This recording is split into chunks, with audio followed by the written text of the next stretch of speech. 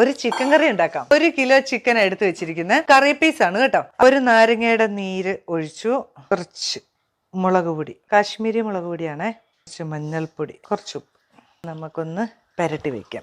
പെരട്ടി ഇവിടെ വെക്കാവേ. പൊരിച്ചാണ് കറി വെക്കുന്നത് കേട്ടോ. ഒരു ഇരുമ്പിന്റെ ചീനിച്ചട്ടി വെച്ചിട്ടുണ്ട് കറി റെഡിയാക്കാന്. കുറച്ച് വെളിച്ചെണ്ണ ഒഴിച്ചു കൊടുക്കാം. വെളിച്ചെണ്ണ തന്നെ വേണം കേട്ടോ. എണ്ണയൊക്കെ ചൂടായിട്ടുണ്ട്. മസാല പെരട്ടി വെച്ചിരിക്കുന്ന ചിക്കൻ ഒന്നിട്ട് കൊടുക്കാം.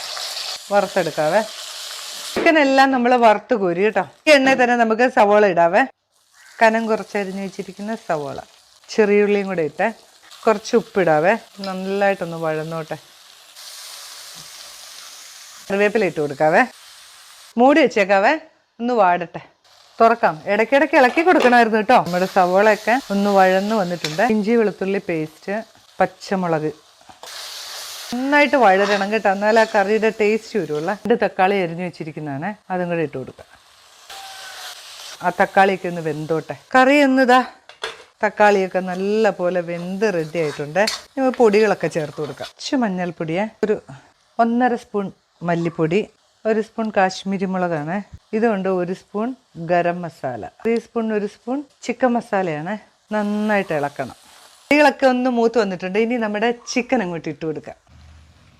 നന്നായിട്ട് മിക്സ് ചെയ്യണം.